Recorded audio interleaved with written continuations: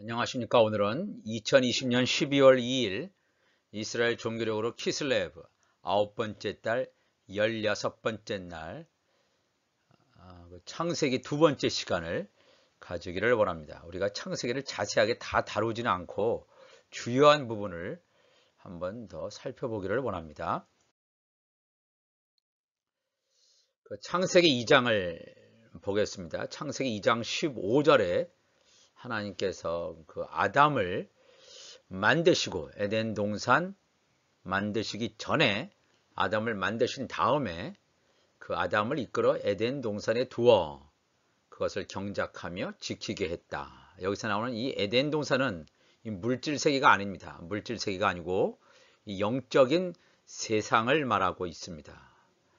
여호와 하나님이 그 사람에게 아담에게 명하여 이르시되 동산 각종 나무의 열매는 내가 임의로 먹되 선악을 알게 하는 나무의 열매는 먹지 말라. 내가 먹는 날에는 반드시 죽으리라 하시니라 그랬습니다. 선악을 알게 하는 나무의 열매를 먹지 말라. 하나님께서 아담에게 명령하셨습니다. 이 당시에는 하와 여자가 지음을 받기 전입니다. 그러니까 직접적으로 하나님의 말씀을 들은 사람은 아담밖에 없습니다.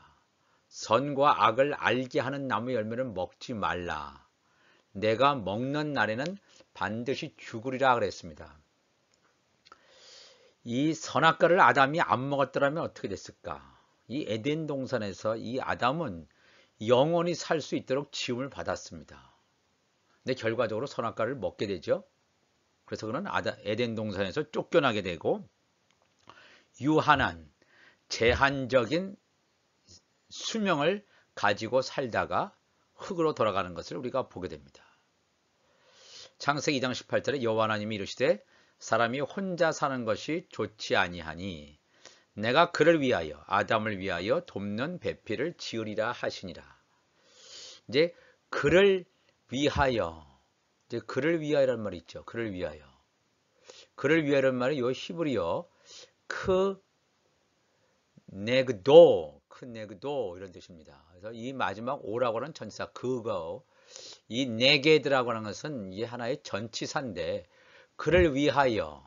그를 위하여 이 네게드라고 하는 전치사가 뭐 before나 뭐뭐 전에 누구의 앞에서 이런 뜻도 있죠. 그를 위하여.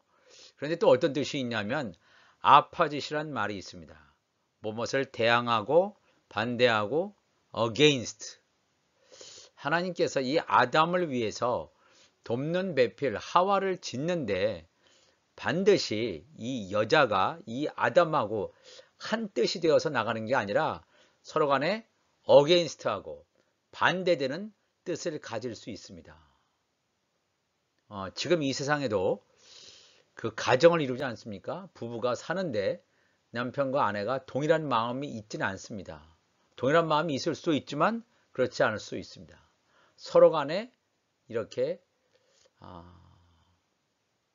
의견이 다름으로 인해서 갈등도 하고 그러므로 자기의 모난 부분들이 깎여지기도 하는 그런 뜻을 함축하고 있는 전치사가 되겠습니다. 그래서 그를 위하여 그를 대항하는 돕는 배필을 주니라. 에제르 헬퍼죠. 돕는 배필인데 반드시 아담의 뜻과 같을 수도 있고 같지 않을 수도 있습니다. 그래서 부부간에 갈등도 있습니다.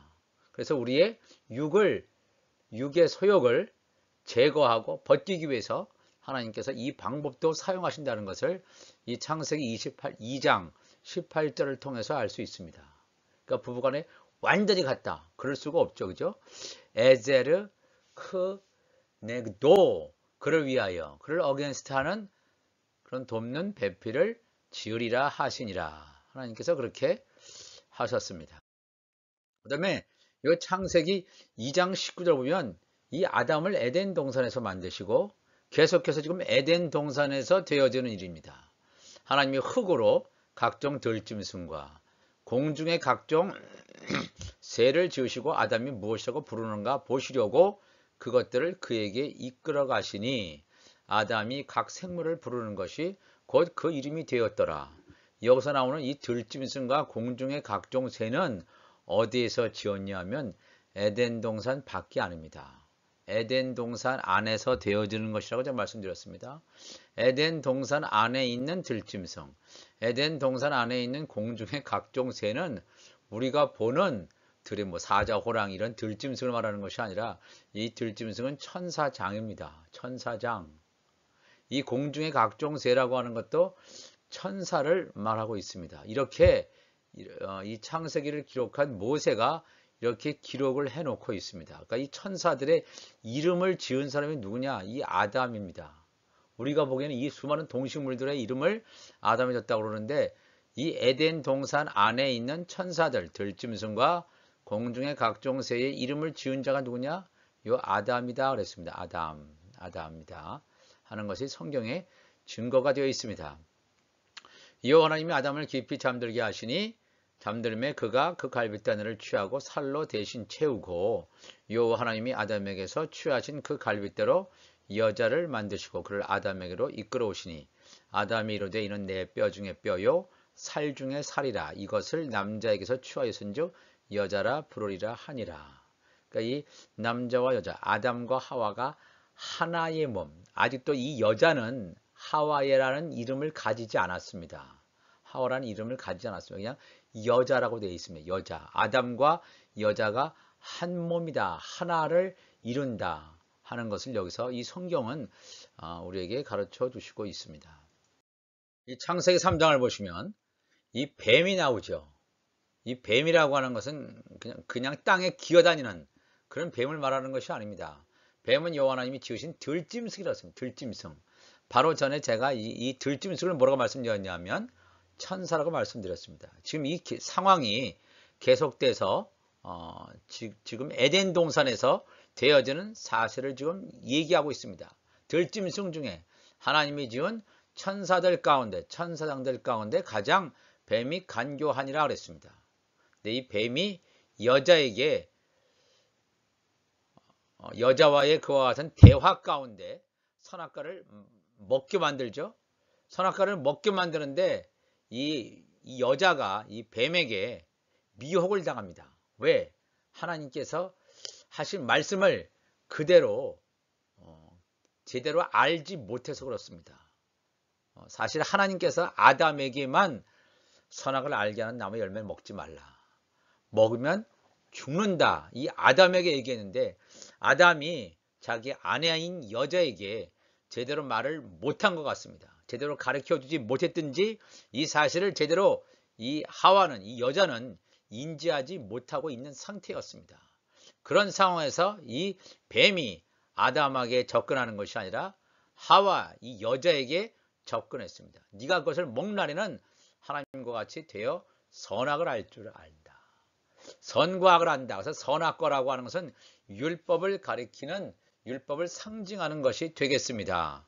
그래서 이 여자가 그것을 먹고 자기와 함께 있는 남편에게도 주었다 그랬습니다. 우리가 이 상황을 보면 이 상황 가운데선 뱀도 있었고 그 다음에 여자도 있었고 아담도 같이 있었다는 것을 우리가 알게 됩니다. 그렇다면 이 뱀이 자기 아내 여자에게 다가와서 하나님 말씀을 전할 때 잘못 전하고 왜곡하고 이렇게 완전히 부인하는 말을 했을 때 이 아담이 나서서 저항을 안 했습니다. 그거 잘못된 거야. 하나님이 그렇게 얘기하지 않았어.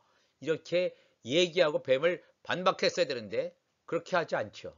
그렇게 하지 않고 그냥 침묵으로 일관합니다. 하나님 말씀이 왜곡되고 잘못 전해지고 하는데도 그냥 이 아담은 가만히 있어요. 가만히 있을 정도가 아니라 이 선악의 열매를 자기 아내가 먹고 자기에게 주었는데도 아무런 저항 없이 자기와 함께 있는 남편에게 주매 그도 먹었다 그랬습니다. 우리가 이 하나님의 말씀을 왜곡시키면 절대로 안 됩니다. 하나님의 말씀을 약하게 하고 가감하는 것은 사탄이 하는 일이라는 것을 우리가 분명히 압니다. 그러니까 우리가 하나님의 사람들, 하나님의 사역자들은 하나님의 말씀을 가감하거나 약화시키면 안 됩니다.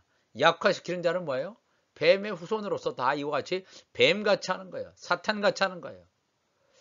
창세기 3장 14절에 여호와 하나님이 뱀에게 이르시되 이렇게 엄청난 죄를 저질른 뱀 사탄에게 이르시되 내가 이렇게 하였으니 내가 모든 가축들과 들의 모든 짐승보다 더욱 저주를 받아 배로 다니고 살아있는 동안 흙을 먹을지니라.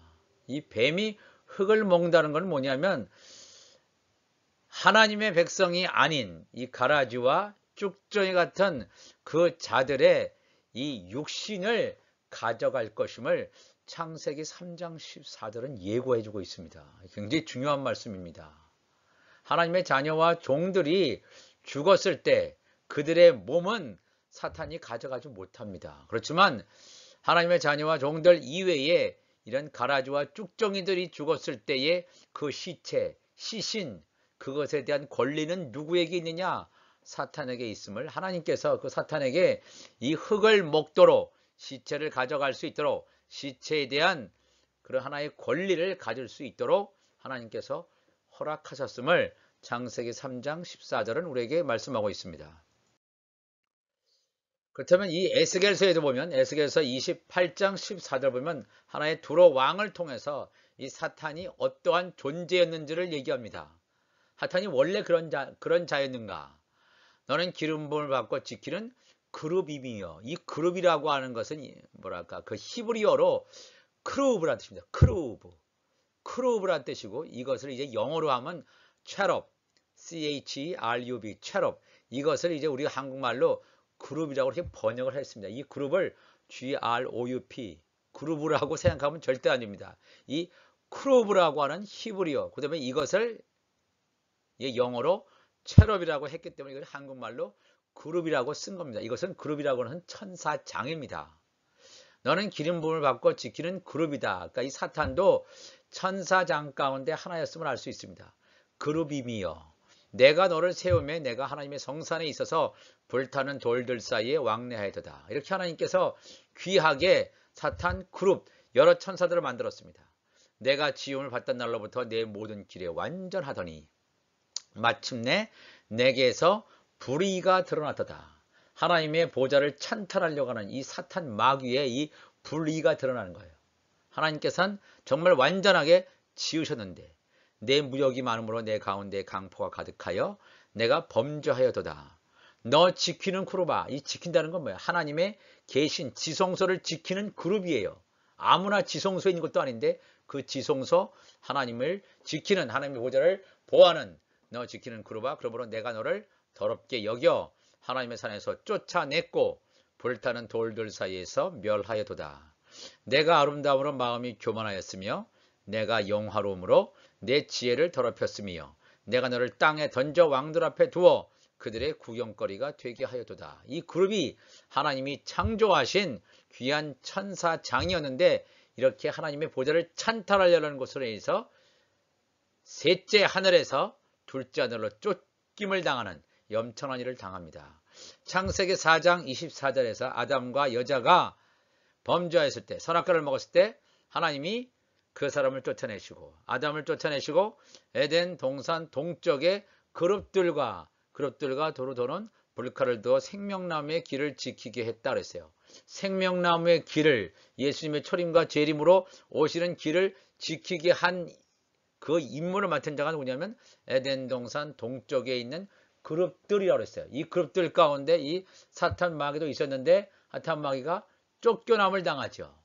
이 엄청난 하나님의 그 지성소 안에서 하나님의 보좌를 보호하고 지키는 그런 천사장으로서의 귀한 임무를 받았지만 교만으로 인해서 하나님의 보좌를 찬탈하려고 하는 시도로 인해서 그가 쫓겨남을 당하는 것을 우리가 알게 됩니다. 이 사진을 보시면 이 사진은 지성소에 있는 언약궤가 되어 있습니다. 그렇죠? 언약궤죠. 대제사장이 1년에 한 번씩 이스라엘 종교의 7번째 달 열흘 속죄일에 한 번 지성소에 들어가는데 지성소 안에는 이렇게 법궤가 있고 법궤 위에 요거를 이제 속죄소라고 하면 속죄소. 하나님의 임재가 있는 곳입니다. 하나님의 임재가 있는 이 속죄소를 서로 간에 마주보고 있는 이 천사가 그룹 천사입니다. 그룹 천사가 서로 간에 마주보고 이 큰 날개를 들이우고 서로 간에 마주보고 있는 이 장면. 그룹 천사가 하나님의 지성소에 있는 천사입니다. 하나님의 임재 가운데 있는 얼마나 귀한 천사입니까? 그런 귀한 크루빔 그런 이제 천사 가운데 하나인 이 사탄이 교만함으로 말미암아 자리에서 떨고 나가고 흑암에 갇혀 있는 현재의 모습을 우리가 볼 수가 있겠습니다. 창세기 5장 32절 다시 이제 노아 얘기를 하는데 이 노아는 제가 전에도 쭉쭉 말씀드리지만 이 노아는 하나님의 자녀입니다. 노아의 다른 가족들은 하나님의 종들입니다. 이 노아가 500세 된 후에 자기 아들 셈과 함과 야벳을 낳았습니다. 물론 이 노아의 시대에 그 당시 살던 사람들의 죄악이 관영해서 하나님께서 이 노아 시대를 심판하지 않습니까? 그런데 하나님께서 500세 된 후에 셈과 함과 야벳을 낳은 다음에 하나님께서 물심판하기 전에 하시기 전에 이 노아에게 방주를 만들 것을 말씀하십니다. 방주를 만드는 때는 언제냐? 이 노아가 500세가 넘었습니다. 이 노아의 홍수가 일어나는 때는 노아가 600세 된 때에 홍수가 일어납니다. 그렇다면 이 노아가 500세가 넘고 600세 전에 한 7, 80년 동안 이 방주를 만들게 되는데 여러분 우리가 잘 생각해 볼 필요가 있습니다. 이 500세 넘은 노인이 이 방주를 만들려면 얼마나 힘들겠습니까?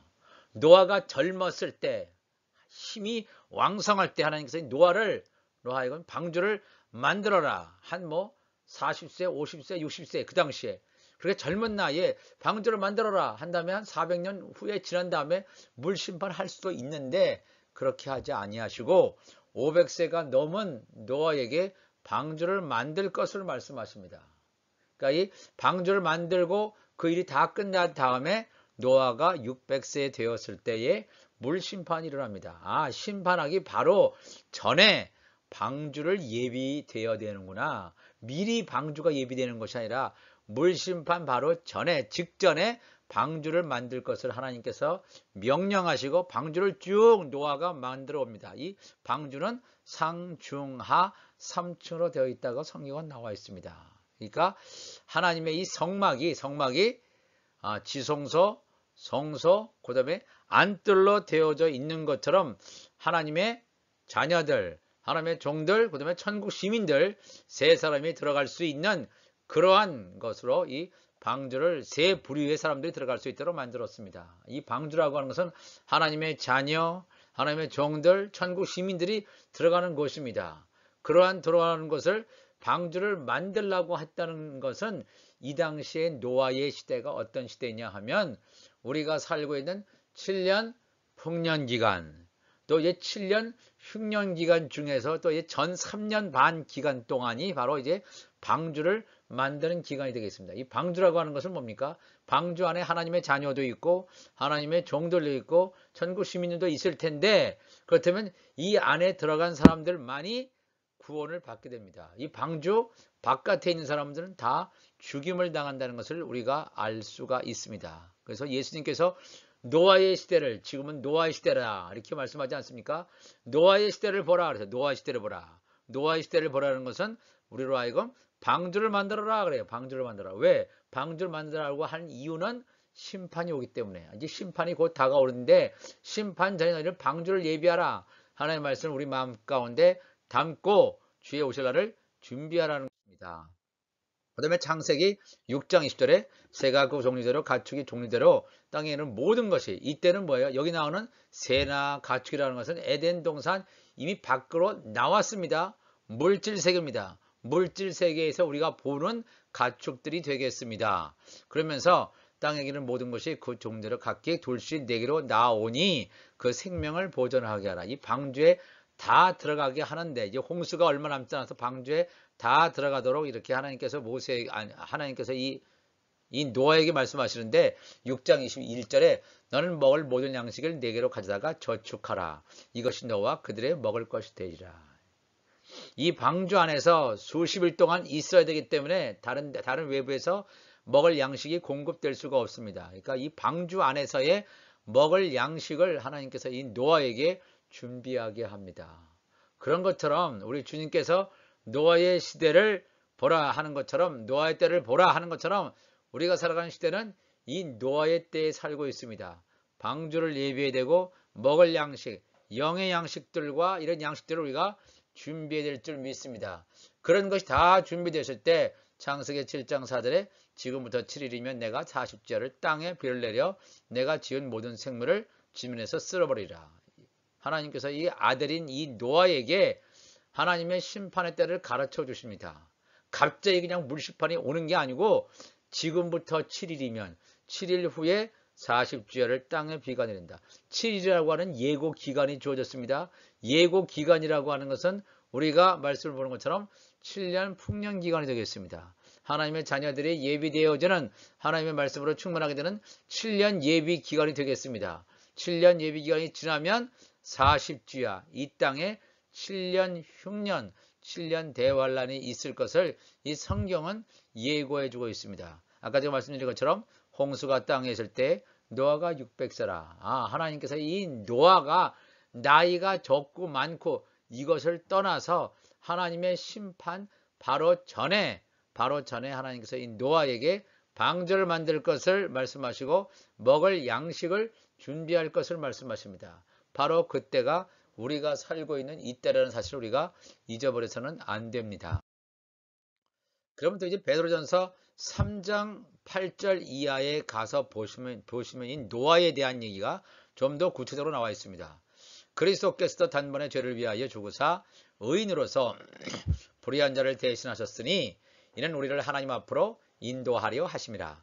육체로는 죽임을 당하시고 예수님께서는 육신으로 죽었죠. 완전히 죽임을 당하시고 영으로는 살리심을 받으셨으니 예수님께서 6월절에 죽으시고 그다음에 6월절 다음 날부터가 무교절 7일이 시작됩니다. 7일간의 무교절이 시작됩니다.